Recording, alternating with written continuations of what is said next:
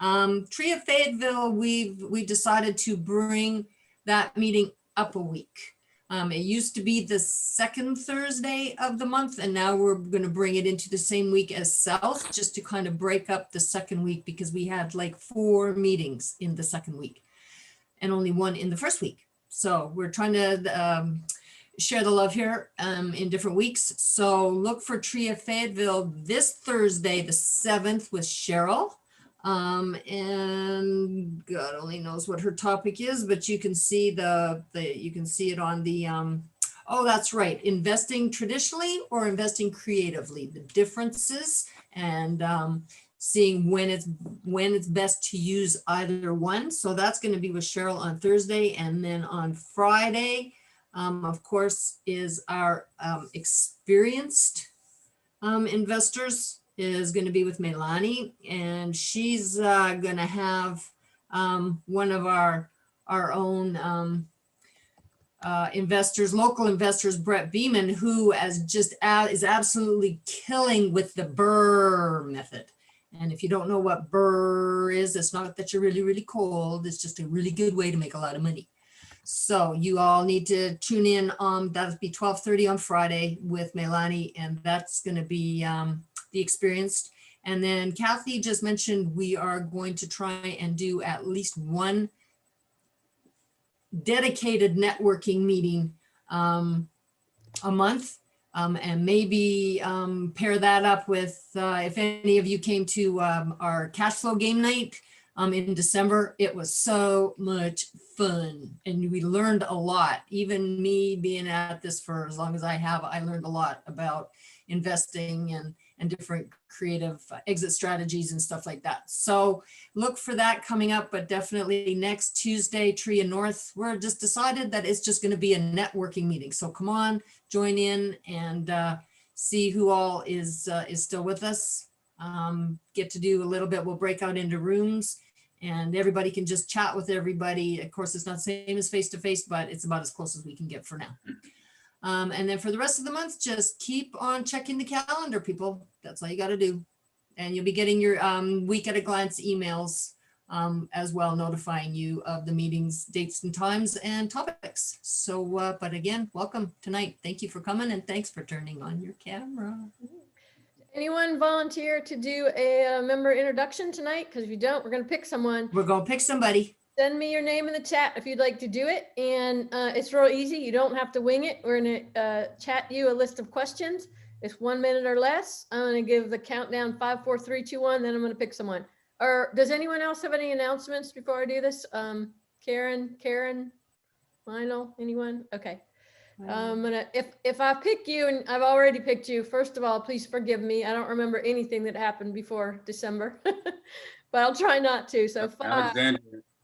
Alexandra has a hand raised. I believe she's volunteering. Alexandria. Oh, yeah. Okay, where is she? What's her last name? She disappeared. Arnell, isn't it? Is that Alexandra? Allie already did one, didn't she? I don't think so. Yeah, Where is she said no. Unmute her. She didn't? All right, I'm gonna unmute you, Allie. Just 1 second here. I just sent you the list. I somehow thought she did. I'm sorry. Can you unmute? Yep, there you go. Yes. Okay, Allie, it's all you. Okay, can you hear me okay? You're dragging a little. Yep. Can you hear me? Oh, Nope, you're all garbled. and you froze. Oh, and turn the camera off, turn it back on. Okay, so I've been a member for 1 year. Oh no. Can you hear me okay now? No, it's not working, Allie. We'll try again next time. So sorry. Or you know what? If you get a better reception, we'll try at the end of the meeting. How about that? No. Wait, yeah, now you sound kind of good. Try again. No, she's froze up again. Okay, we'll try at the end. Otherwise, we're going to turn it over to your subgroup leader right now. You're on Bill Joanne. Yay! Hello, hello, hello, everyone, and happy Okay. 2021. And welcome back. Hopefully, we'll get in person pretty soon. So, tonight, our agenda is we have our very own Lionel Finley, who's going to speak to us about costing out rehabs and getting scopes of work. And at the beginning of the year, everyone sets their goals, and I want to do 20 rehabs and I want to make this amount of money, but you can't do that unless you can do the basics.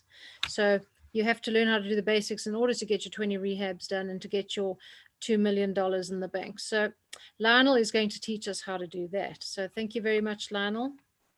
Away you go. All righty. So how's everyone doing this evening? Good evening. I know you can't like say you're good, but yeah, give me a thumbs up or something like that, and I'll go ahead and Thumbs up, wave. Yep. Lyle, do you want Lionel, do you want us to interrupt you with questions or save them to the end?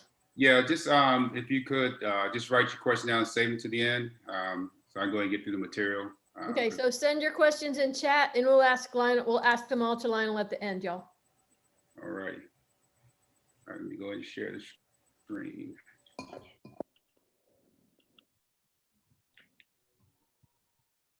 All right.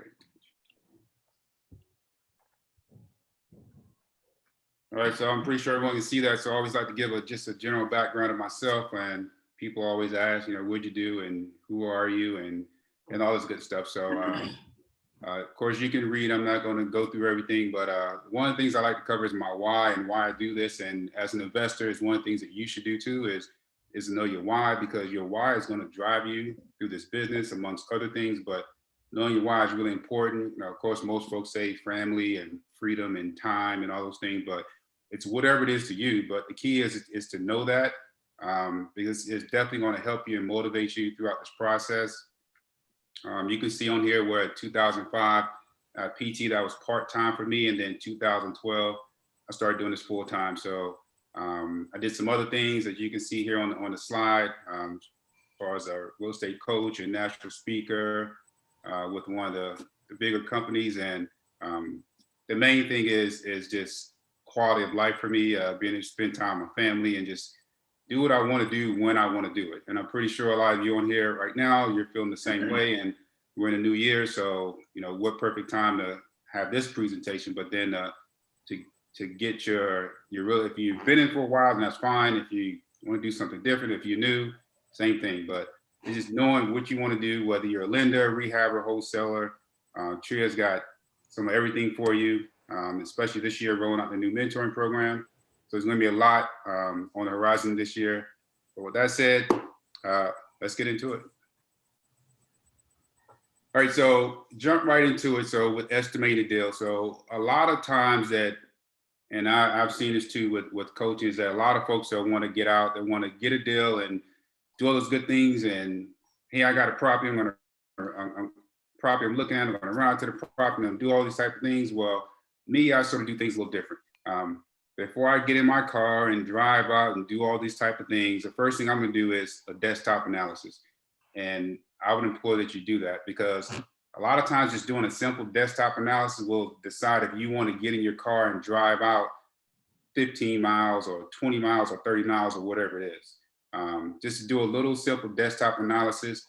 And you can see right here I have on screen, of course, Zillow. Zillow's good if you have access to MLS, then fine. If you don't have access to the MLS, and if you work with a broker, you can talk to them and maybe they'll give you access.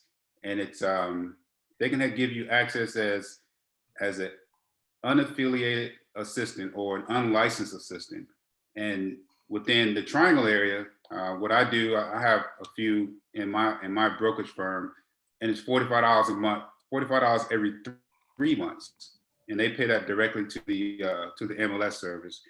So that's something you can do too, is if you know a broker or someone like that, say, hey, I want to be an unlicensed assistant, and they can get you access to the MLS. And Zillow is good too, but it's really good to be able to get stuff through the MLS, because you can pull up the sold data. There's a lot of other things you can do in there. If you're wholesaling, or if you're doing subject twos, if you're doing a lot of different things, a lot of creative type things, one of the things you can do in the MLS is you can find out how much people owe on their mortgage. And that's going to help you a whole lot with being able to either wholesale properties or pick up properties that you want to flip. Subject to, I love subject to because I can pick up a property and I don't have to find money from a lender. I can just find money to flip it, right? To rehab it. So having access to MLS is really good. And then of course, doing your Google Street search. I'm pretty sure, I don't want to assume, but if you go to Google and you pull up and you do a search, you can basically search properties and go down the street of a property without even having to get into your car. So I like to do that a lot, just to see the neighborhoods. A lot of times, sometimes it may not be updated a little bit on Google, but at least gives you a general idea before you go out to your car, get in your car and drive out 30 miles or whatever it is. So, so there's some of the things you can do just right at your computer before you leave your house. All right, and then when I do that, so this is what I come up with, right? So just a quick example, and I literally can do this in like 10 to 15 minutes. And it's because I have access to MLS or because I'm using Zillow or whatever it is. So the deal on the left is a new construction deal. And this is one I just evaluated last week. So it's a new construction deal, and the one on the right is a rehab. And so you can look at those numbers for that new construction, that lot cost, and then to build it. My soft cost going to be like, you know, permitting fees, or if I got to clear the lot, clear the trees and all that type of stuff, those are my soft costs.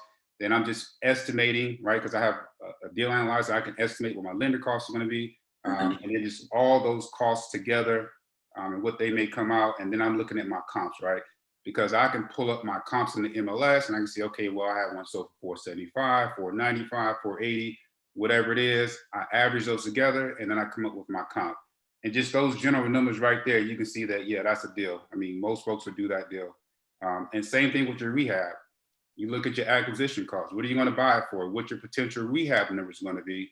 And then your lender costs and your comp. So after you've been doing this for a while, and like Leslie's on here and some other folks, like what I do is I will typically get a house under contract without even looking at the property. And I know people say that's crazy as you know what, right? But I've been doing this long enough to know that if I'm buying a house that's been built in 1956 and I talked to a seller and they told me they've never done any repairs to it, well, guess what?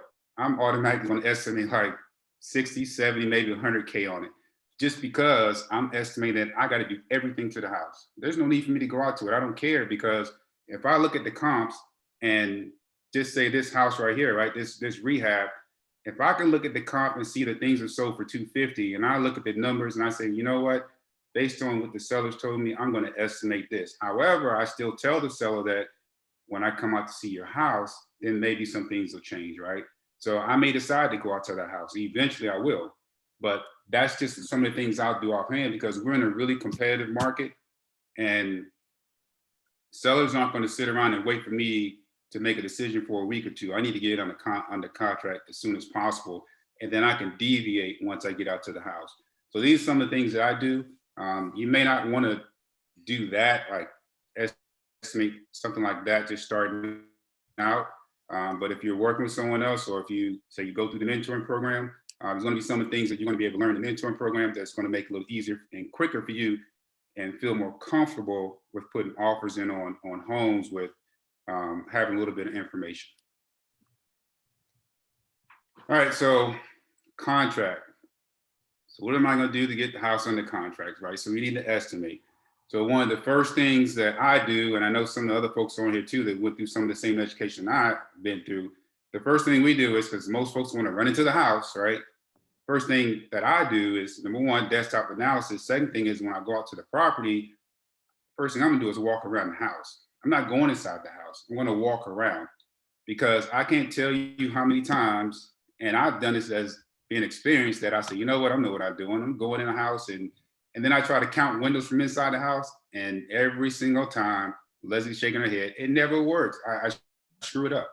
Every time I screw it up. So walk around the house, count your windows from the outside of the house. It's going to be a lot easier for you. Look at the roof. This house here, you can't really see it that good, but a lot of times you got to stand a little further back. This house is actually on the West Coast. So sometimes, you know, some of the homes out there, they're not like they are here with these big A-frames and big gables. But you'll see in a little bit when we go through it that this roof is actually a good roof. But you want to stand from outside the house, you want to take a look at the roof, keep walking around, you're gonna look at the HVAC system. One of the things that I do is I look and see how old that system is, right? So if you look down the HVAC, and sometimes the old system, you may not see that, but you can tell it's old. But sometimes they have a label on it, and it'll give you the year that HVAC system was manufactured. So take a look at that because it'll give you a good indicator of how old that system is. Some of the times depends. I've sold houses before where I've had units that were 10 years old, but I put a home warranty unit. So those are some of the things I do, but I've had units 17, 18 years old, and you got to get rid of its past its useful life. And once again, buyers now are expecting, especially houses that are flipped, they're expecting for you to do certain things to it because number one, you're competing against everyone else is flipping a house and you're competing against new construction. So you want to give yourself the best opportunity, even though we're in a hot market, a best opportunity to be able to sell your house for top dollar. That's what you want. You want top dollar on these homes. And if you are going to keep it, make sure you service it. Make sure you keep documents because you want to provide that to the realtors and also the appraiser. Right. So another thing that I do is I don't cheat, but I give myself the best opportunity to get a good appraisal. So one of the things I do is my scope of work, which we'll go through here shortly. My scope of work, I provide that to the appraiser. And I tell them straight up, I say, hey, here's what I did to the house. Here's my scope of work.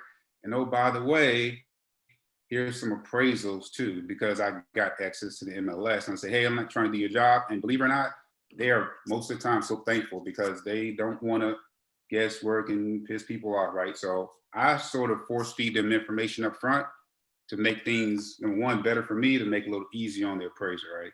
And then also, one of the things I do is, and if you talk to your realtor, you have your realtor, but I can go into the system is, I actually take, once I get an offer on the house, I take my house, I can go into it and I take that house to and select to where the appraisers can't go in and set up showings themselves.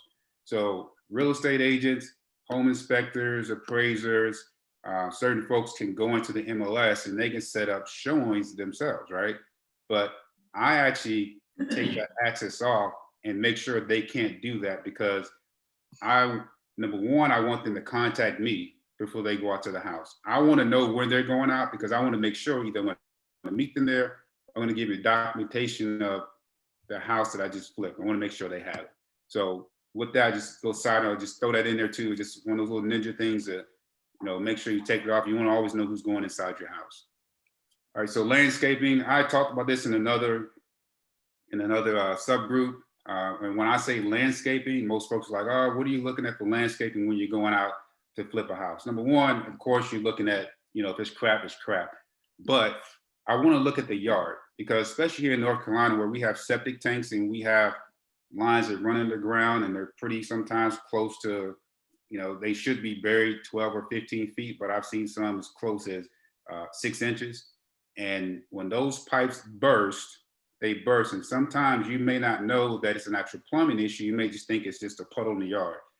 So when I say landscape, you want to make sure that you walk in the house and you're looking at everything because whether it's a tree root or whether it's just a pipe burst, it could cost you in the long run if you're not aware of something that's going on. If you got a good plumber, once you get this thing under contract or do your due diligence, you have to scope it. And when I say scope, it's a camera. They run it down through there. They can take a look and they can see if it's tree roots or just a crappy line. So just be aware of that too when I say landscape. You're gonna go around, you're gonna look at the siding, you're gonna look and see what needs to be repaired, what you need to replace, whether you're gonna get rid of all of it. Be aware, well, it's not North Carolina, it's a federal thing, that if you have a house, and I always tell all rehabbers to do this, if you have a house and the paint is peeling, like I got one right now in Franklinton that is horrible, but if you have a house that's peeling, please don't have your guys go out there and start scraping without the proper protection and a day where it's like winds are gusting 20 miles an hour and just all those things and putting sanders on it. You cannot sand with a motorized sander any house that has paint that's peeling. So Ask me how I know, right? Found out the hard way. So in the state of North Carolina, they will fine you $35,000 per day. Well, that's federal. Per day, they will fine you for anything that's dealing with lead paint if you're going out and if you're caught. I was doing a house downtown Raleigh, and of course, I did not know that there was an EPA inspector that lived on that street who drove by the house every single day, right? So one day, of course, when I'm not there, he stops by the house. He asks the guys what they're doing and whole 9 yards. I get a phone call. This so-and-so with the EPA. And I'm like, why are you calling me? He's like, hey, I stopped by your house. I'm like, oh my goodness. Right. So anyways, he didn't give me a fine. There's a class that you can take with the what's it, Department of Health and I think it's Health and Human Services, or anyways, not a class with them, but once you take the class, it's a lead class, and they give the class right over in Durham. And once you take that class, you send it to the DHHS, and then they'll put you in the system. Of course, you got to pay a fee, $300 every single year for them to register you, and they'll get you in there. And then that way it covers you. You can teach your guys what they should do and what they shouldn't do, but you're covered, right? But you still got to abide by the laws, and that's the main thing. So just remember that $35,000 per day per incident, right? So it's not just one little thing. They can fine you on so many different things. If you're doing siding, or if you're doing fascia, or if you're doing soffit, those are 3 separate things they can fine you on, $35,000 for each. So just be aware of that. Septic systems, make sure you get an inspection, right? So I got a house right now, and I kept the house as a rental. I just so happened that my wife wanted to put her mother in there, which is fine, right? But whenever there's an issue, when it backs up, I get a phone call. And what I found was that when I flipped the house, we had old piping that ran up under it has the basement. But I didn't replace that piping because I didn't want to cut all the concrete out. But what happened with that house is that tree roots are actually growing up under there, and I have to have a plumber go over there, and they got this little machine they stick in, and it's got all these little metal blades in it, and it runs through it, it cuts all the roots out of it. And I got to do that like once a year, just so I don't have to replace the septic. So once again, have a septic inspection done on that, and you won't have to run into those issues, or you shouldn't, but always make sure you get a septic inspection done, and vice versa. And then if you have that septic inspection done when you're going to sell the house, you provide that to your broker, to your agent, to make sure it's put into the MLS as a document. And that way, the agent is selling the house, they can see that and see that you did a septic inspection on it. So that's one thing that their buyers will not have to do, and then it makes it a little easier for you when you get ready to sell the house. Asphalt and concrete, I'm going to show you something here in a minute. Some investors would just patch it, some would want to take it out, but you have to decide, as far as cracks, what you're going to do as far as cracks with asphalt and concrete. Typically me, if it had to be real bad where it's just like a big triangle before a root or something like that before I replace it. But you have to estimate for that. Gutters, decks, fencing. The thing with decks is make sure you have a permit for that. There was an incident in Cary. I'm sure if some of you remember a few years ago in Cary where there was a deck that collapsed. There were a lot of people that got injured, a few that died. So you don't want to be liable down the road if you flip a house and you don't get a permit or you don't get inspected. So just make sure that you get an inspection. Foundations, we'll show you something here on that in a minute, and you can take a look at foundations, and then we'll talk to like what stair cracks are and brick and all that stuff, and what you should and shouldn't do, and how big that crack can be before you get worried, right?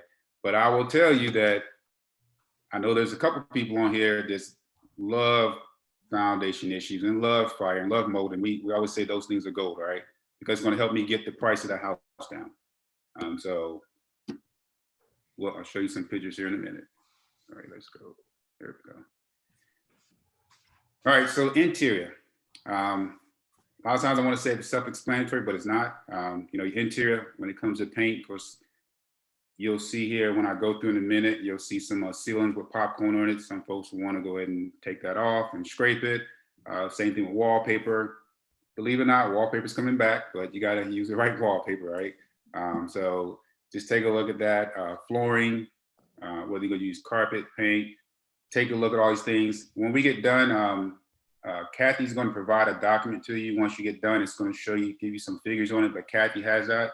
and she'll send that out. So I know you guys asking the whole time is, hey, what are some of these costs? But Kathy's going to take care of you guys on that. So so just be patient, but I'm not going to get into those numbers, but you'll see the document. But of course, take a look at your flooring, appliances. You're going to estimate for your appliances, kitchen and bathrooms. We all know, you hear the cliche, they sell homes, right? They sell homes, and they typically do.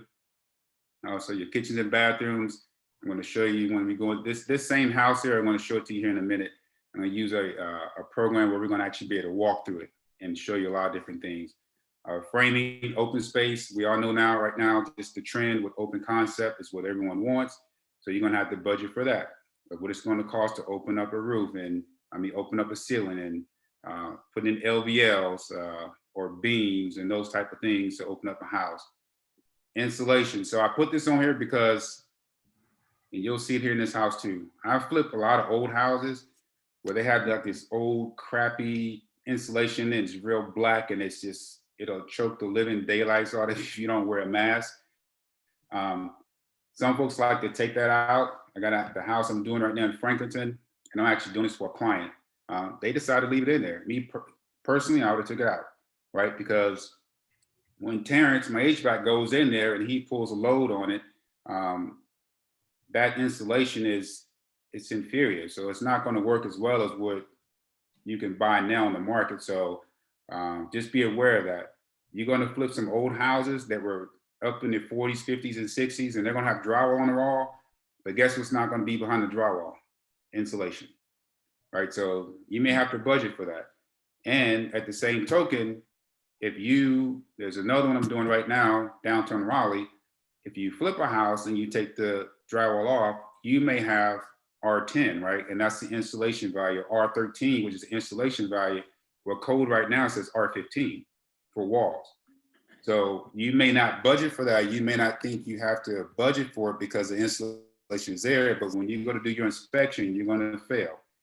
And then you fail, now that's going to be a cost that you didn't budget for. So just know also that when you're looking at homes, the different R values on insulation, right? So R15 for walls, R19 for floors, for the ceiling, if you're blowing it in, it's R30. If you're blowing it in, it's R30. I believe if it's bad, it's R38. And I may have it backwards. But just know the different R values on insulation, because once again, that can come and bite you in the butt. If you're going to blow it in, it has to be a certain, when I say height, whether it's 20 inches or whatever, you have to blow it in. The inspector's typically going to take a ruler. He's going to stick it down in there to your top of your drywall. He's going to see how much insulation has been blown in there. So just be aware that whatever company you're using, they don't cheat you on that because the inspectors, they will check. And then of course, your big three. That's what I like to term them, your big three. HVAC, electric, and plumbing. So you'll see here when we go through this house, you'll make a determination on whether you're going to replace the HVAC. We can't see the label, but it looks pretty good. The electric, if you look right now, and some of you probably look around, look at your walls, right, and look at your outlets, you'll see what we call three prongs.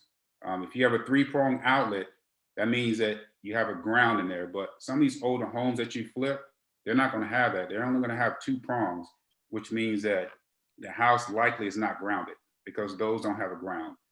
You can keep them and you just need to have your house grounded. However, if you have a good broker, they may make a big deal about it. So typically if you're going to flip a house, and I always say, hey, do it the right way, relieve liability on yourself. And then also it's just going to help you sell the house easier when you update the electric. And you can say, hey, look, we've updated electrical, plumbing, and HVAC. If you're doing an older house, you're typically going to have galvanized piping and you're going to have to replumb the house. So it's a lot of different things that when you're flipping a house, right? Because everybody likes to watch these TV shows and in 30 minutes, because Tarek and Christina can go through a house in 30 minutes, right? And it's done. But no, there's a whole lot of things behind it. Leslie's laughing. Whole lot of things behind it that a lot of folks aren't aware of when it comes to the different things that will come back and bite you in the butt. So just make sure, like I said, I know I'm going through this, fairly quick and fast, but we're going to go through the house. And when I say go through it, we're going to walk through the house, and you'll see here in a minute. And then I'll be able to go back over some of these things. All right, some of the costs that a lot of folks forget and they're not aware of. The house I'm doing in Franklinton right now, the owner did not listen to me. And I said, hey, we need a dumpster on site. We're going to start demo. Oh, no, no, no. I'm going to pay one of those companies that's going to come out and lift it up and take everything away. The problem is that this guy is actually a flooring contractor. So, and he's typically doing a lot of new builds, of new construction. And a lot of new construction, they won't get dumpsters. They'll put their stuff in the yard and then they'll have somebody come pick it up and take it away. And I said, well, this house is 101 years old, right? So that means they're gonna have plaster and all this other kind of crap that's real heavy and stuff he's not counting on. I said, hey, look, we need a demo like now. No, no, no, don't worry about it. So a week later, we got 2 big mounds of freaking demo. So I had to rent a Bobcat, which was $1,400, and we went through 7 dumpsters at $700 a dumpster. Yeah, because he didn't listen. So $700 a dumpster and a Bobcat. Now we could have, the Bobcat wasn't necessary if it had dumpster on site because the guys could have just packed it in and been good to go. We probably would have only went through 4 dumpsters, but when using a Bobcat, you're not typically gonna get out and stuff all the crap in there and load it the right way as you would if you're doing it by hand. So we probably could have went through 4 dumpsters, instead we had 7, and then we had a Bobcat. So just be aware, you need to budget for dumpsters and budget for your demo and abatement. When I say abatement, I'm talking about mold or termites or whatever it is. If you're taking up a fire damaged house, you already know you're gonna have to treat that house, right? So just things that you're gonna have to budget in that sometimes folks will not do. Permitting. So permits. So let me give you a quick little story. October 16th, I'm giving you dates. October 16th, 2020, I submitted an application to the city of Raleigh. November 6th, I got these dates in my head because I just blasted them 2 days ago. November 6th, I get an email saying, hey, your permit's ready, it's good to go, and so on and so on. I said, okay, great. All right, Raleigh's moving along. Then November 7th, which was the next day, I get another email saying, hey, guess what? No, you're doing addition. I'm like, oh, no, I'm not. Oh, yeah, you are. This square footage is not in here. So I'm like, what the hell is going on? Come to find out, of course, the house had a bedroom that was already there. To me, should be grandfather, but of course it's not. So the city's counting as addition. So we need a survey. Surveys are taking 5-6 weeks. So that puts us behind another 5-6 weeks. I get the permit. I resubmit to the city of Raleigh. Guess what? I don't hear anything from them for like 2 weeks. Then I contact them. I was pissed. I sent this nasty little email. It wasn't nasty. It was an email that was nice, nasty, right? I used nice little words to make them feel bad, but I sent it to everybody in that blue moon. The next day, this was, what's today's date? Oh, it was yesterday. Yesterday, I get an email from, I won't say her name, but anyway, she had ignored my emails. And so I get an email from her saying, hey, we're trying to take care of this, but you need to resubmit, you need to submit a survey and an application. And I'm like, bull, you know what, right? So I sent her the email. I said, well, on December 8th, I got dates in my head. I said, December 8th, I sent this to you and you didn't respond. And I followed back up December 10th and you still didn't respond. Yesterday, I get an email saying, hey, can you make the payment? Your stuff has been expedited, right? So these are the type of things that I put that in there because we're at January, 5th? And if you have holding costs on the house and the city is not doing their job, it's up to you to get on the city's ass, right? You have to stay. And I was on their butt, but they were just ignoring me. And so I said, you know what? I'm going to send it to everybody and their brother, and somebody's going to respond. And just so happened, the supervisor who I sent to initially was the one that responded, but she didn't want to go any higher. So she fast-tracked my application. So just be aware of that. Staging costs, contingency. Some of the mistakes that investors don't do is they don't plan for contingency. Normally I like to do 10 or 20%. So whatever your rehab cost is, you probably want to put 10 or 20% on top of that. All right, so make sure you have a contingency cost in there, because a lot of times when you open up a wall, things will come back and bite you in the butt. All right, so I'm gonna back out of this real quick because I'm gonna do this live. All right, so we're gonna do it live. Let me go back real quick. All right, so just real quick. So if you take a look here at this brick on this foundation, so this is what I meant by stair steps. So a lot of times people will see stair steps and go, oh, it's terrible, it's terrible. And this one here is terrible. But if you have a stair step like this, and if it's 1/8 of an inch, typically 1/8 of an inch is good. Anything like this is bad. Anytime you have a crack that's going vertical, it's bad, right? So just be aware of that. Now, there's something they call parging, which is like a concrete skim coat that people can put over top of this. So they're just trying to cover it up, but just be aware, even that skim coat, if it's there, if you have a good home inspector, he'll be able to see this from the inside. So don't let people just come in and BS you around because they will. But the thing about it, why I say I love this here is because I will go back to the seller and guess what? I know that my guy Carmelo could probably fix it for $1,000, but I know also that I can probably get $10,000 off of the house because most folks are scared of this, right? So just be aware. There's little things that you can do with sellers, but let me stop my share and then I'm going to go in and do this live and then we're going to walk through an house. All right.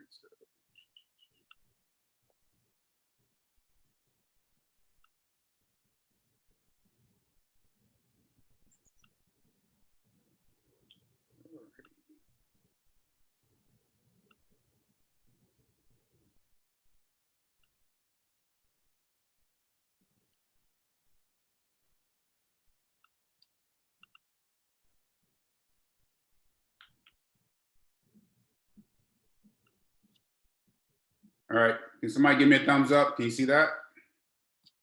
All right, go. All right, so this is a house that I was just showing you, talking to you about. So we could take a look at this house. And like I said, the first thing you want to do is when you get out to a house, you want to take a look at everything from the outside, right? You want to look at everything from the outside, landscaping, take a look at the house, all that good stuff from the outside. It's going to give you a good indicator of what you're getting yourself into. So remember I said we're going to walk the outside of the house, right? So we're going to walk the outside of the house. We're going to start taking a look at all the different things right here in front of me. Well, let me go back. You'll see, so like this brick here, this may be something that you may want to paint, may just be something you may want to pressure wash. But just be aware of that. You don't have to like paint everything or replace, but we're going to start right here at the roof and we're going to walk around. Now I can take a look at this right now, and these are architectural shingles. You have architectural, you have 3 tabs, and you have some other type stuff. But these shingles here, they're actually good. So that's a good thing because it's a big ticket item.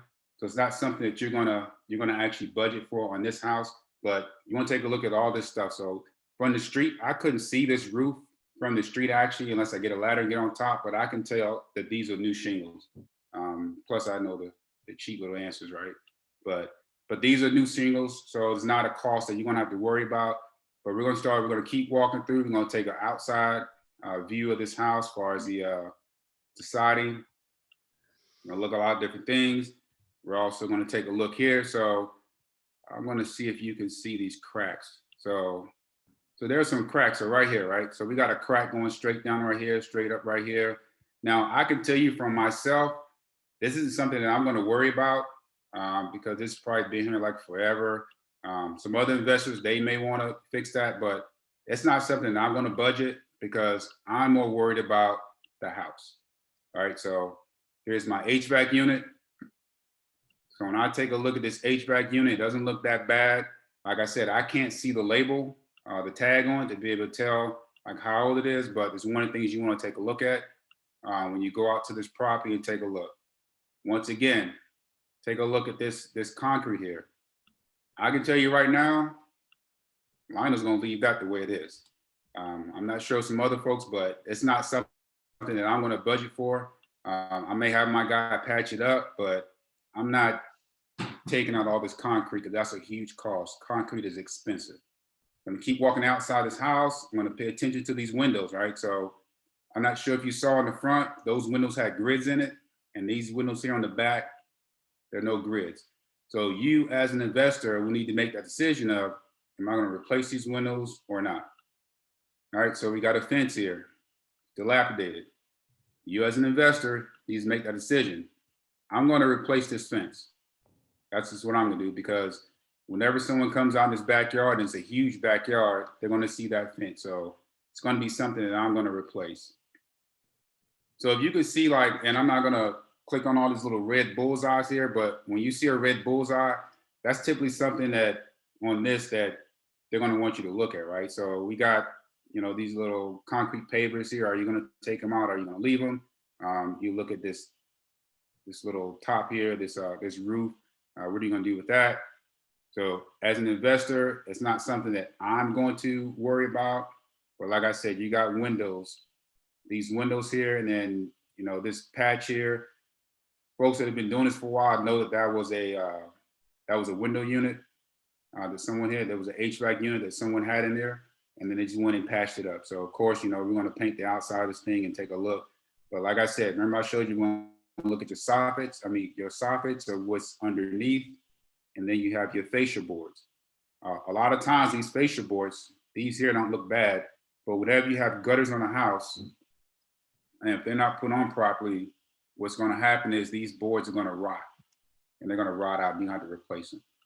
So, like I said, the house I'm doing in Franklinton right now, that house is 101 years old. So, I mean, I'm glad I'm not flipping it. I'm doing it for someone, but you know, that's what they want to do. So guess what? We're going to do it. So like I said, you're going to walk all the way around this house. You're going to keep going around. We're going to the front.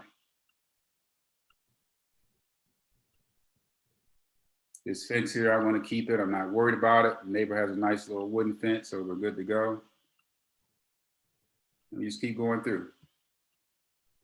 So this system I'm using, just in case some of you want to know, this is Matterport. So if you want to do something like this on your house, you can. I've seen some in MLS that folks are starting to do this now. They're starting to use Matterport to be able to take some virtual photos. And I've really seen it here a lot lately because of COVID. But there's a system called Matterport is what I'm using. All right, so coming into this house, and you're gonna see this house definitely needs a whole lot of updating. So of course here, and just take a look at this front door. I mean, this is actually a back door that they have on the front. So of course you're gonna probably want to budget for that. This carpet, we're definitely not gonna keep this carpet. Remember in the slides when I started talking about framing. So what are we gonna do here? Let me get back to my, nope, can't see you guys. So we're gonna open this up. It's typically what I'm gonna do, and I'm pretty sure a few other folks on here, they're gonna open that thing up. We're gonna put some beams in up top, and you'll see here in a second what they did to this. But we're gonna open that thing up. We're gonna get rid of this. Anybody that's probably as old as me know this is a stereo, right? So you got our two speakers. This is from the 70s, but definitely gonna get rid of that thing there. So you can't see it, but right here is an outlet that I was referring to. That's actually a two-prong outlet that's actually not grounded. I don't know if you can see it, but this is one that doesn't have that third hole on it for the ground. So I'm pretty sure in this house here, they actually went through and redid all the electrical in it. So when you see something like that, make sure that you can put that in your budget if your numbers support it to be able to replace the electrical and rewire a house. You can see here we got a old heating unit on this house, so definitely got to get rid of that. And we're just going to keep going through the house. We're going to keep walking this house. Of course, like I just said, kitchens and bathrooms, they sell homes. So you take a look at this bathroom here. Definitely something I want to update and replace, which you'll see here shortly. Keep walking this house. Now, one of the things that you definitely want to do too, you're going to rewire this house and all these like outlets. You want to switches, you want to make sure they match. It's just something you want to do. You don't want to halfway do something, because if you have like white covers and then these covers here, if you have some that are white and some that are almond, I mean, they're going to think you did a half-ass job. So make sure everything matches in the house. I'm talking like doorknob, everything. I can't tell you how many times I've seen houses just as a broker, real estate broker, and I've gone into houses and I just shake my head of the poor rehabs that I've seen out there. So you'll see some of them too. And a lot of times people, they can sort of get away with that right now, because we're in a seller's market, inventory is short, and people, they're just doing a lot of half-ass stuff, and that just burns me up. I can't stand it. So in this room here, of course, I'm going to estimate, I'm going to put in new doors, I'm going to clean this closet up, put a new sliding doors in here, carpet, get all that stuff out of here. A lot of folks will, of course, pull this carpet up. You're going to want to see what's underneath this carpet. You'll see here in a minute that it's all concrete that's on this carpet. Are we going to keep these cabinets? I would keep them just because it's more storage, right? Some folks will get rid of them. And same thing, we're just going to keep on walking these bedrooms. We got some more wallpaper here. All this stuff needs to come down. Update this vent here. I would probably make this scuttle, it's called a scuttle, and make it a little bigger to be able to access the attic. And we come into our master. So just so you know, like I said, you can see the palm trees. This is in California. So this house is, I think, 1,100 square feet. And it's probably going to be a $600,000-$700,000 house, which is insane. But once again, bathroom right here. So this bathroom is very hideous to me, right? Because what you'll see here in a second is right here. So they was able to squeeze this shower in here. And of course, as an investor, we're gonna do something with this bathroom, because even though it's small, it's still a master bath. And it's very small, but we want to update that. So we're going to estimate a full bathroom. And like I said, you'll see the numbers later when Kathy sends you the document. So we're not covering costs right now, but I'll show you a document here shortly on the numbers. So we're going to update that, and then we're going to go back through this house, go to the kitchen.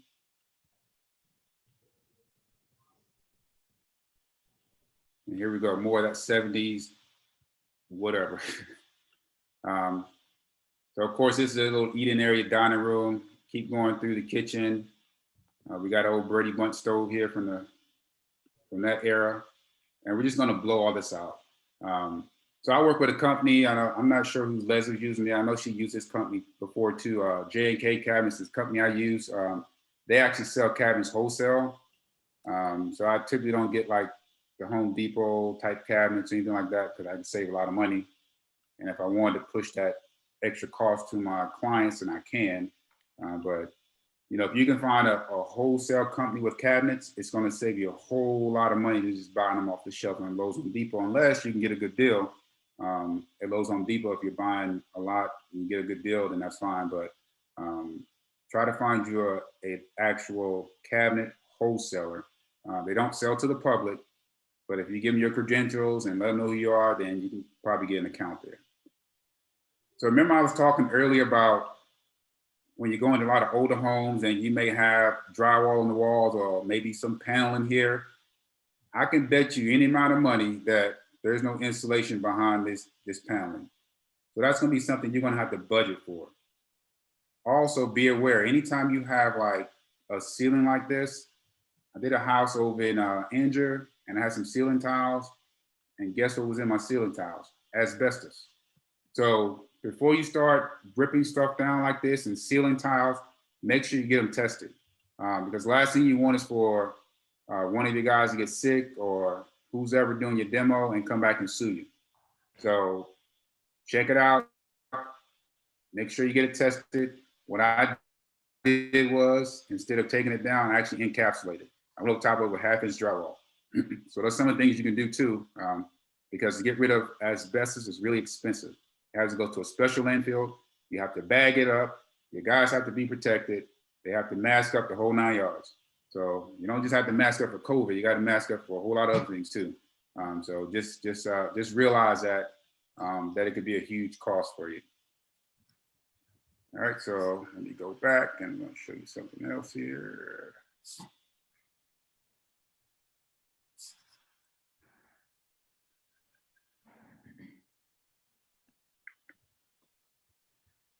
All right, I can see you guys now. How we doing? We good? Give me a thumbs up. All right, cool. Let me get to the mid-level, and I'm going to show you that real quick, and then we'll get into some numbers.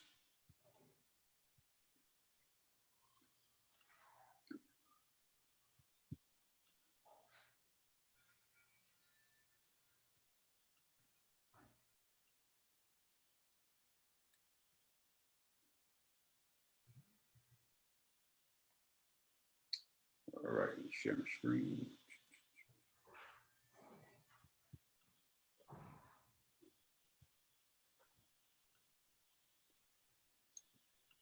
All right, so back at the same house. I remember we started going through this. I showed you where there was a part of a roof here, and look what they did. They took that down. All right, so that's gone. They painted the outside of the house. That's been painted. So what I want you to pay attention to is these windows. So you'll see, like I said, these windows here with grids in them, they're still there. Are they gonna replace them? No. So those windows are still there. We still got that same HVAC unit. It's still there. They did not replace that. And those cracks, they're still there. All right. They did paint the top of this, so you can see where they painted it. They actually painted this fence. So just some cosmetic things they did out here, but some of the things that some folks would do, they didn't do. I showed you this crack, guess what? It's still there. Sheds, we typically will not estimate or do anything with sheds. I know some folks that will. I typically will not. If it's a good shed, I'll keep it. If it's terrible, I'm gonna rip it out, tear it down. All right, take a look at this grass. This is something that you're gonna leave until the end. It's not something that they're gonna do right now. So you see that it's just still not in good condition. The front was actually pretty good. And they may not do anything with it at all, but just realize as investors, it's something that you will typically do at the very last of your project. I'm gonna show you this fence back here because, come on, here we go with this automation. Anyways, you can see with that fence, they replaced it. All right, that fence is gone. It's new fence. They painted up top, same thing, but what I wanted to show you was these windows.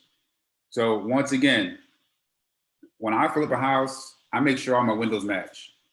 So it's just something, just it's up to you as an investor. If it's in your budget, I would tell you that it's probably something you may want to do is to make sure they all match, but it's not something that you have to do, but it's something I do. And I know it's something that some other folks will do too, but just make sure that whatever you do, you know, you want to match and whatever, but I just wanted to show you that, that obviously it wasn't in their budget or they decided they weren't going to do it, but they have two different styles of windows on the house.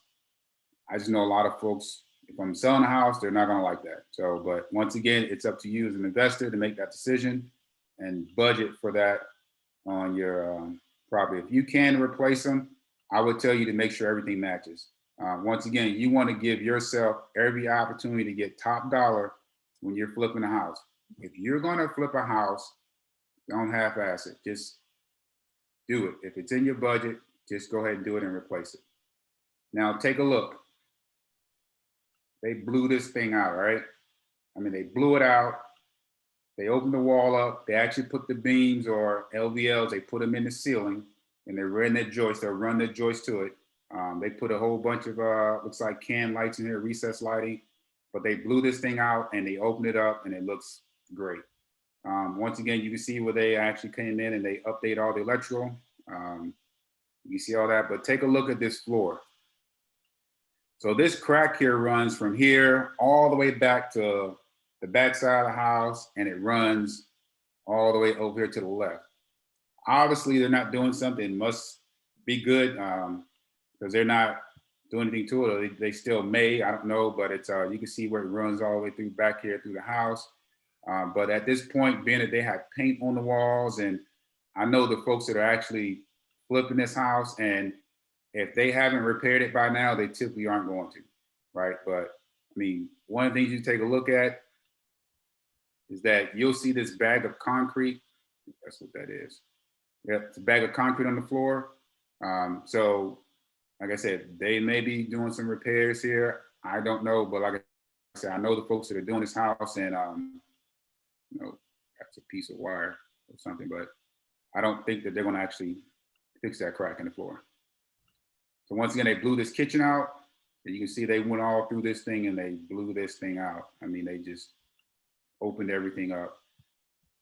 And then we go into this room here. This was the room that had all the paneling on it.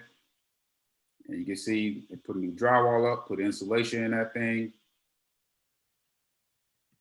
once again, there's that crack, right? It's run all the way through the other side. And then we'll go into, so one of the things I didn't show you on the first one was that they actually had a water heater that was in this corner initially, and they took and put that water heater behind the door and they actually replaced it. And then there was a dryer vent down here at the bottom.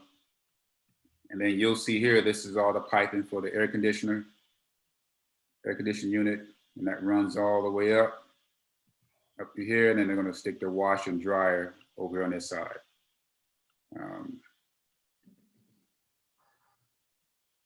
Back through. And one of the things I didn't show you in the first one was that this ceiling, so this ceiling all throughout the whole house had popcorn paint on it. Or just popcorn, I think, but it had popcorn, so they scraped it. So be aware also that I think I run into every issue flipping a house. So I had popcorn on the ceiling. There was this little birdie in the back said, get it tested. And I tested and guess what was inside of it? Asbestos. So guess what we did? We encapsulated. We put drywall over top of it. So just be aware, it's just little things like that that can bite you in the butt. Because once again, if somebody gets sick, then guess who's going to get sued? You are.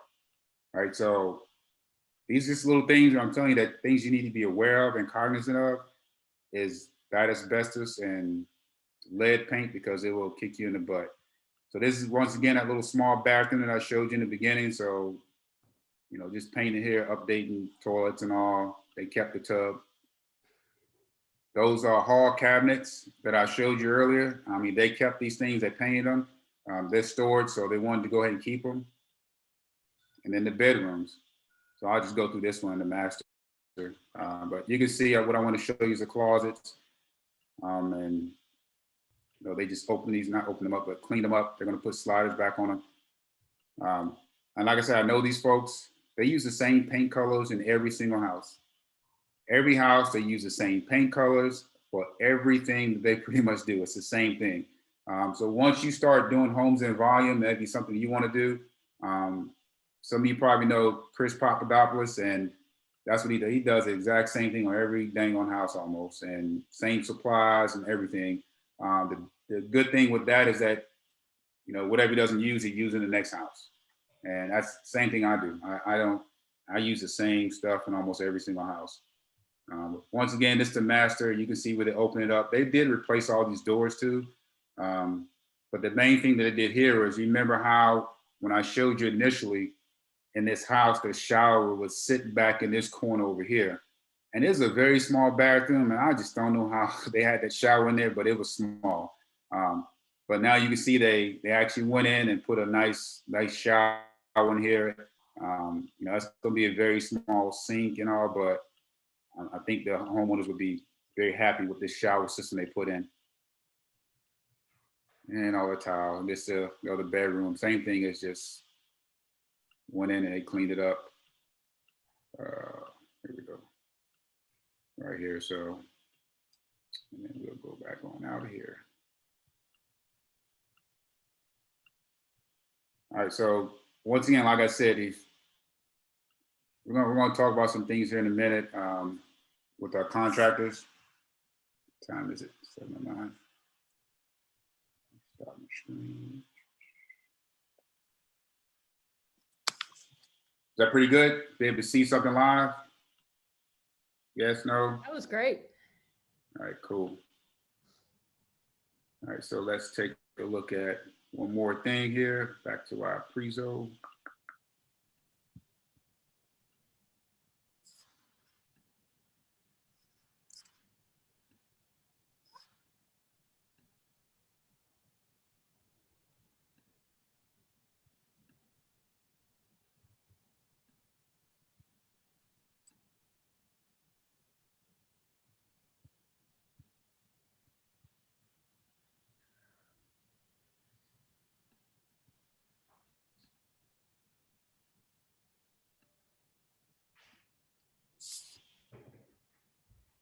All right, so there's a couple things that I didn't show you. So this electrical, like I said, you have to budget, beware. Like I said, they did replace this whole system. because you can see electrical here, but electrical is hideous. It's just horrible. And then that water heater that they didn't show you in the first one, but you can see how bad it looked and all of them. So they just went ahead and replaced that. So just getting back to a couple of things, I want to talk about basements. If you have a basement, just be aware that in this area, in the state of North Carolina, if you have who's that? Oscar Gomez. Some of you know Oscar Gomez. He reached out to me a few weeks ago and he had a basement that was right at 7 feet. So you have to have 7 feet of clearance in a basement, head clearance, in order for that county or city or whatever to count it as conditioned space if you're going to renovate it. So just be aware of that.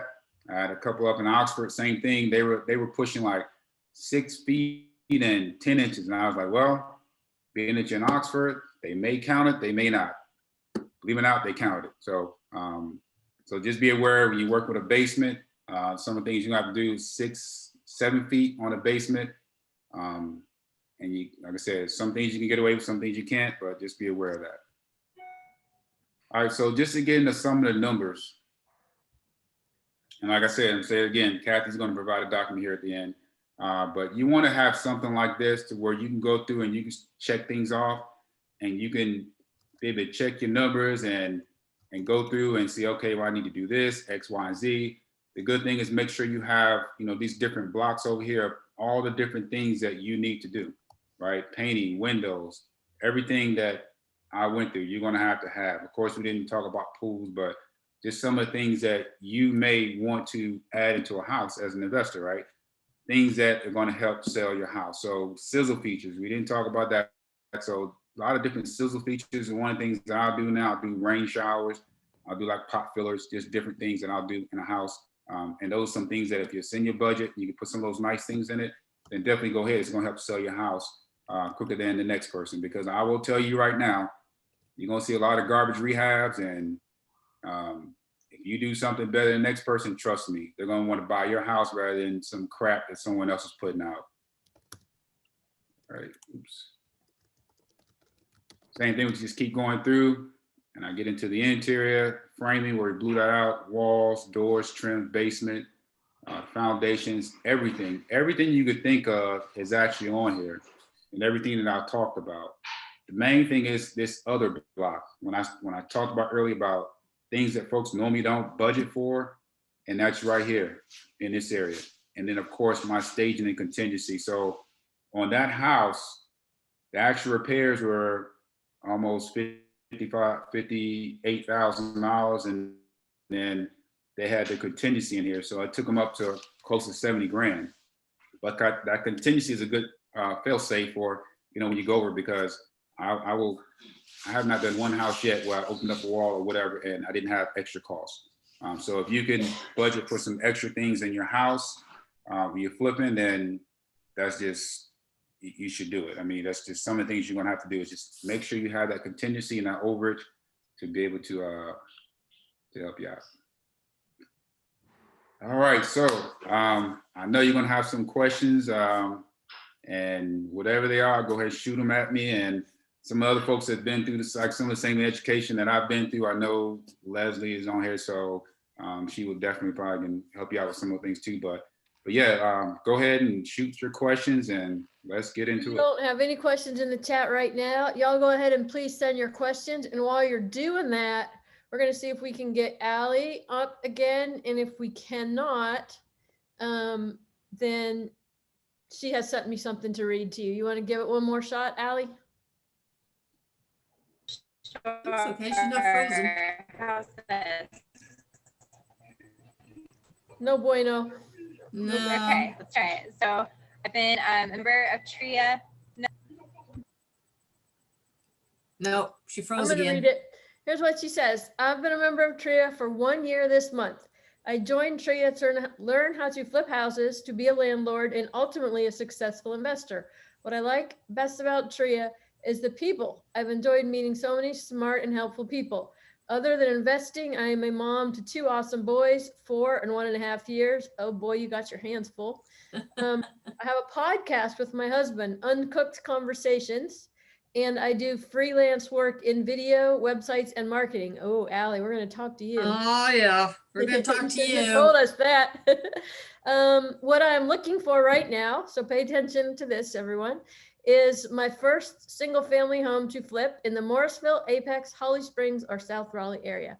I love connecting with others, so please don't hesitate to reach out to me if you want to chat and connect. All right, thanks, Allie, and so sorry that your audio wasn't working. Lionel, first Yes. question. What was this virtual tour software called? Are there more virtual walkthroughs we can access to see the progress of a rehab? That's from Nate. Yeah, so I knew I was going to open up that can of worms. So that software is called Matterport. They're Spell it. Matterport. Matterport. Yep. So so the other ones that you'll be able to run through are the ones that you see on the MLS and all. So like that one there is proprietary. But what I will tell you is, I think I mentioned a little bit here in the beginning, was that so Kathy and Leslie and some of the board members, they want me to take up the mentoring program. So so that'll be some of the things that I'll be able to impart people more in the mentoring program. I think right now, probably myself and someone else maybe do rehabs and new construction. So I'll be able to work with folks on all in the estimating. So the big thing is just with estimating, but yeah, not right now. We don't have other access to that, but down the road, I'll be able to turn you onto some things and show you. But it's just some of the things that I've acquired over the years, and I'll be able to share that to folks in the action program. Also, remember that we're going to have our own little mini tours of rehab starting next Tuesday on our social media, every Tuesday with a 2 Rehab Tuesday. So we'll have our own little version where you can walk through some rehabs. Okay, next question, Lionel, is from Richie Shacker, because I know how to say his name right now. How do you find a contractor to help you walk the property? Do you recommend making a video when you do a walkthrough? I think you said, breaking up, you said, how do you find a contractor? You read that? Yeah, how do you find a contractor to help you walk the property? And do you recommend doing a video when you do the walkthrough? Yeah, so first thing is, you're probably gonna have to pay them. So you're gonna have to pay them to go through with you. So, and of course, one of the things you wanna do is you always wanna take pictures and measurements your first time out. So when you wanna have those, number one, of course, have those pictures and measurements. If you want to do video, that's great to have a video, but you want to be able to have those things because you don't want to have to continue to go back and forth to the property over and over and over again, right? So if you got video, that's the best if you have video. But typically to get a contractor to go out, you're going to have to pay them because number one, they don't know if you're going to hire them or not. And you may have several contractors going out, so they're just not going to give you their time just to go out. Most of the time, they're going to want you to pay them unless you're going to give them the job. Okay, Nate Mott asks, how many rehabs did it take you before you determined your standard paint color scheme and materials? Do you keep a book on it with the barcodes or SKU numbers so you can just hand it to a contractor and know they're getting the right thing? Yeah, so essentially, I from my first couple of rehabs, I already have the same thing. Like I'll tell you, like my trim color is Divine White 6105 through Sherwin-Williams. So like a lot of these numbers I just already have in my head just because I use the same thing over and over again. But yeah, the more that you can give them, and Matterport, the more that you can give them and have that stuff written down and having the book, then yeah, that's fine. But I've been doing this for a while now. Like some of the colors that I used in the beginning, I don't like use those colors anymore. Like when I first started, Divine White I always use, but when I first started, I was doing more earth tone colors. But you have to move towards sometimes the trend of the market. And now I'm doing more grays and light blues and things like that. So, but when I first started, I was like doing all these earth tone colors, and the comments I would always get was, "Oh, this house is too masculine," right? So I had to start changing things up. So you'll have to shift with your buyers, and you'll know by comments of what you get from your agents. But yeah, I shifted over time just because of like just buyers, and I'll shift a few things like my cabinets now. I do like shaker. So, and I just started doing shaker probably 2 years ago, right? So it just it's is it shaker or yeah, shaker. So yeah, so just I shifted from that. So you'll have to shift as a trends shift. And the good thing too is like if I don't know how many folks on here are brokers or realtors, but if you get your license or if you're working with a broker, like they'll tell you what trends are too, what buyers are looking for. So, you know, even though I have like my set, what I like to use, buyers sometimes will get comments, they'll tell you like what they like, because in the end, those are the folks you're selling houses to. Okay, Anton Basquiat, by the way, a new member, his first meeting. Welcome, Anton. Thanks so much for being here. He has two questions, Lionel. I'll answer the first one. Lionel is a contractor, Anton, so that answers your first question. But his second question is, do you include rehab costs as part of your loan? His Yeah. first So, question was, do you work with contractors to determine your scope of work? So. okay. Yeah. So actually, I do all my own scopes. I do all my own designs. The ones that I can get away with without having an engineer, I'll do that. If I need an engineer, I have Andy Takala. He's like my engineer. He'll come out and do all those things. And then what was the other question you said about? Do you include rehab costs as part of your loan? Oh yeah, absolutely. I have the rehab costs in, just like with new construction, I have my build costs in. So yeah, all those costs I have factored into it. If I'm using like on my new construction, I'm actually using a private lender to do the gap funding. So like you saw on the other slide, I have soft costs in there. So my gap lender will take care of like my soft costs and my points and things like that. So so typically with my deals, I think I've only had one. That was maybe my first deal that I did where it wasn't 100%. So sometimes I may have one or two lenders together. I did one deal. I know Leslie do some of these deals too, where you'll have multiple lenders together in a group. But I like to always try to get in and out of my deals at 100% financing. So I have all those costs built into it. Okay, this is the last question so far, unless someone else puts another one in. This is from Gregory Page. For your rehabs, do you normally start at 65% of the ARV, then subtract your estimated repair costs plus 10% contingency?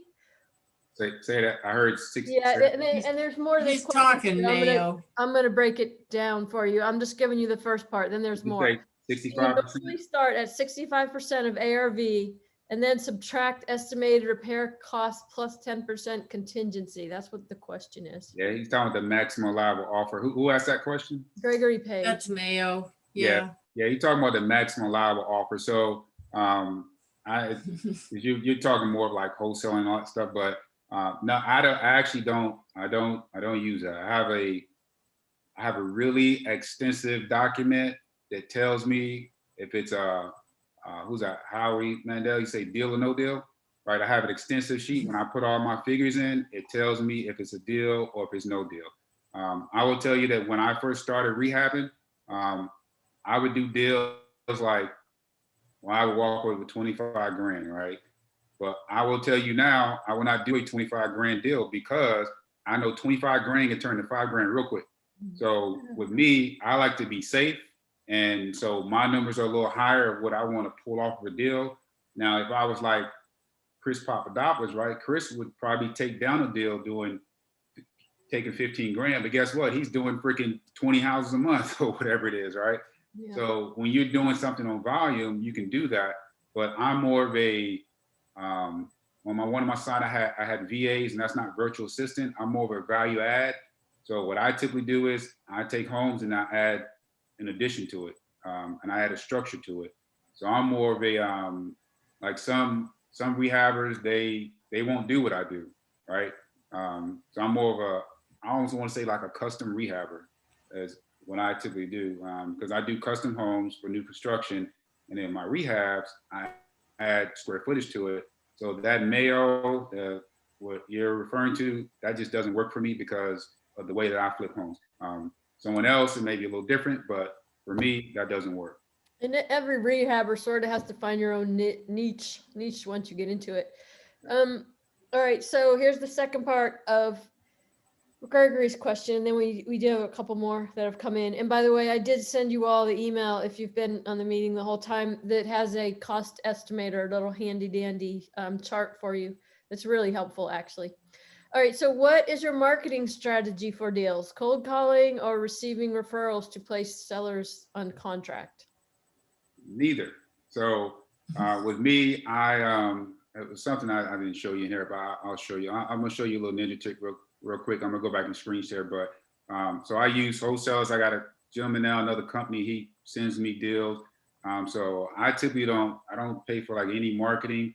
I'll go into the MLS. MLS deals are really hard to get now, but you heard me mention that I do value add. So a typical deal that you would evaluate in MLS probably wouldn't work for you, but if you add square footage to it, then it would work. However, you don't just add square footage into a home, into a neighborhood where stuff is selling for $150 unless you get it for $1, right? So so it depends on the neighborhood too. So I just have a variety of different things that I do, and one of the things I like to do is I like to use I'm going to show you real quick because it's easier to show you than it would be to tell you. So one of the things that I do is I use, let's see, right here.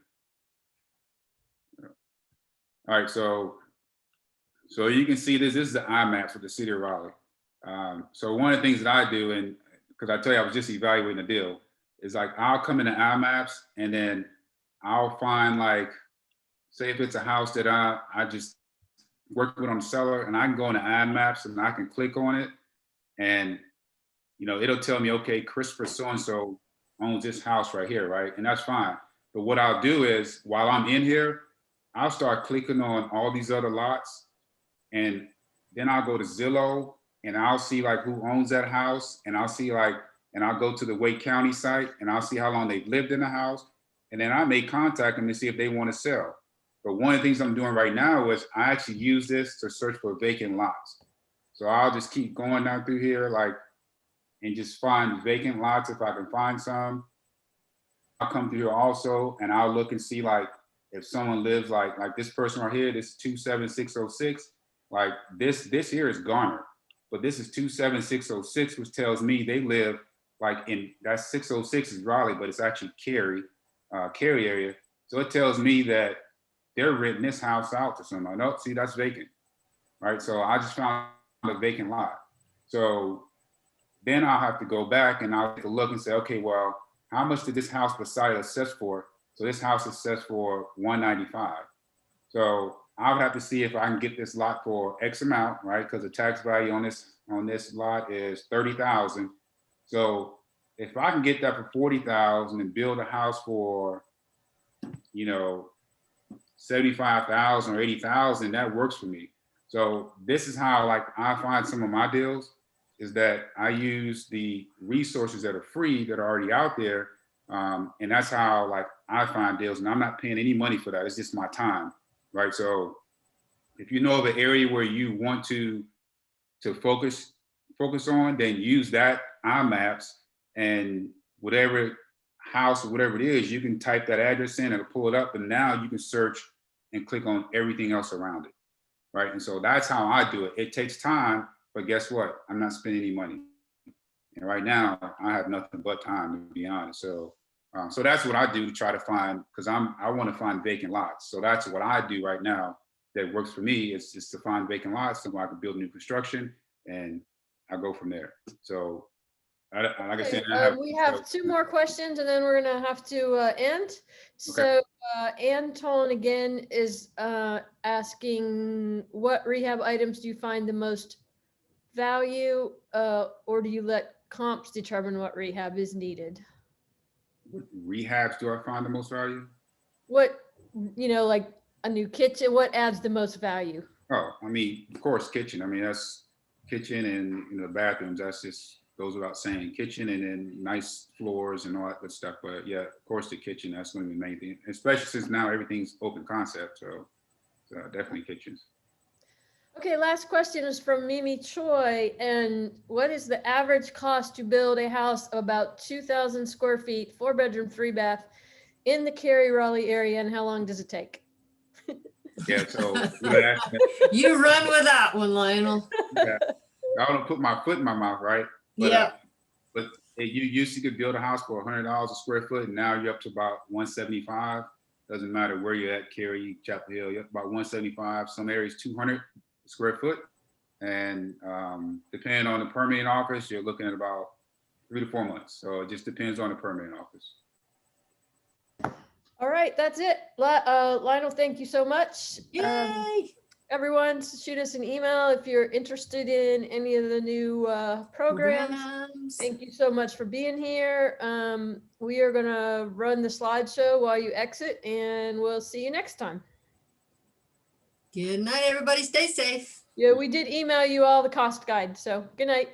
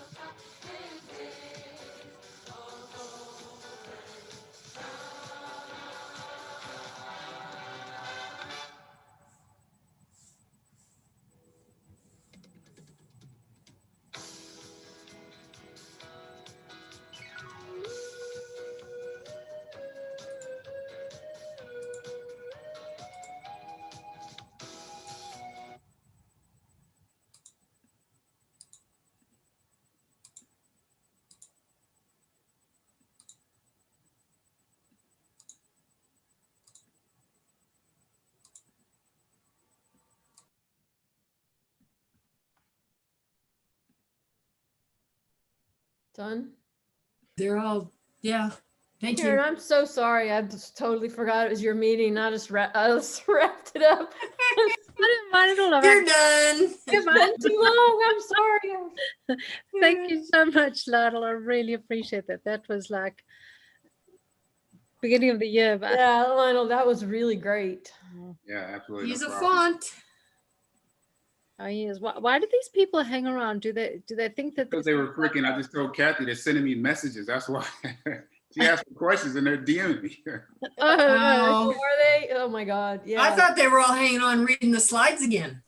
That's what I was. they were waiting for the dessert? Yeah. Oh, that was good. I'm surprised. We kept pretty much everybody, even though we went over. So that was good. Yeah, that was great. That was good. Yeah. Oh, so now Thursday, do it all over again. So explain to me what's happening with this mentorship thing. Who's mentoring and how does it all work? We don't know. Ask Lionel. Hey Lionel, how's the mentorship program working? Yeah, so well, the main thing is like because I'm trying to get everybody to get me their an outline. So like I know the meeting's on the 14th, so I just wanted just the board just to be able to see what like folks are putting together, because the way I look at it is if I just throw something together real quick, because if you're going to be mentoring people, I think the least you can do is just give us something, because we're going to expect for you to mentor and train them. To me, if you can't take like 10 or 15 minutes to put something together, then it's like, how much time are you really going to dedicate to the mentor? So Right. Yeah. that's what he's asking. Just give me something. Like even like Peter didn't like give me anything, but he responded. It's like, hey, this is what I will. So he just did something, right? But just give me something. But some of the folks, if I'm like, that'd be up for the board to make decisions. Like, hey, if they can't even like throw something. Yeah, if they're not gonna, yeah. So Especially if these people are gonna get charged for it. No, well, exactly. If you're going to get charged for it, people expect their pound of flesh. But So we need some type of contract that the mentors, we need to get something done up, Kat. The mentors are actually, there's gonna need to be a minimum number of hours they devote to these people. Yeah, and I mean, well, we also have to work out costing and the split. So when we get that all figured out, I'll throw together a contract. yeah, yeah, I mean, like I think it's a great idea. I think you're going to get a lot of people needing. Have got a lot. Have you got a lot of people asking for it? Yeah. like Melani was great, because I thought of Melani. I was like, hey, look, I said, I know you have the program. Can you like, if you're going to mentor, can you like give them access? And she was like, sure. So I just tried to work something out with her. I was like, give them access to your freaking course, and it frees up some of your time, and let them go through, and they can learn how to do Airbnbs. And she was willing to do that, and I was sort of surprised that she would do that, but it was just, I was like, hey, you don't need to write an outline if you're going to do that, because everything's in there, right? So, but I didn't know how that would work with like TREIA, I know, but just something that if she could do it, so. So I mean, the mentors would also be a little bit more, it wouldn't be a generic house. Some would be for flipping houses, some would be for wholesaling, some would be for Airbnb. Oh, okay, all right, that's.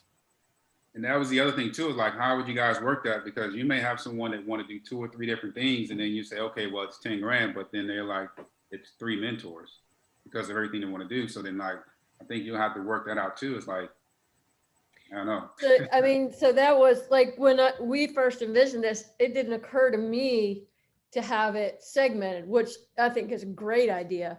But I was just thinking overall mentorship. So I haven't thought through any of that, because it hadn't occurred to me that that's how we'll do it. I love the idea, but I'm not at all prepared for it because I haven't. Yeah. Or maybe if people are wanting to look at 2 or 3, maybe it can be broken down into, instead of this is your mentor forever in your life, you break it down into, you get a month at a time or 3 months at a time or whatever it is, and per mentor. Yeah, we could. I guess, Lina, when you put it together, that's one of the things you can consider, how to charge for it. And yeah, they could buy time segments. I'm sure there's a lot of ideas out there. I haven't thought of them because I hadn't really. And I mean, the other thing, I know you said they've got to be able to devote a minimum amount of hours. I think you might also have to set a maximum amount of hours, because some people might come and live in your house and, you know. No, it's like any course. You eventually run out of time. Or you just feed the meter. I mean, maybe time is the way to do it. Again. Maybe you get a mentorship and you get X block of time. If you want to use 3 different mentors, feel free. Or if you want to, maybe that's the way to do it. I don't know. No, it'll definitely be a great thing. And have you had much interest in the new pilot project yet? Yes, a lot of interest, but no application. Well, I sent information and then no one has really requested an application. But now with the latest email, there are a bunch of requests for applications. So I need to get those out. Mm-hmm. So yes, and then the wholesale part too. There's so much going on right now. I get brain freeze, and then I just try and think of one thing at a time. And Otherwise, I got another person who got being sued in conjunction with that Craig Brooksby stuff. Oh, shit. Oh, so I actually have a phone call with Peter Chang and them at 9:30 tonight. Wow. that sucks. Who works at 9:30. I plan on being sleeping at 9:30. I'm definitely going to be asleep. I'm doing a dry January, so there's no wine, so I'm going to bed. I'm gonna be done. Leslie, don't forget to send me videos of your rehab so I can start the thing that I promised tonight we're going to start. Oh, well, I don't know. Just Like I upload- told you, I don't know if I can send you this first. I mean, it's pretty big. I don't know. If it'll let me send- Upload it to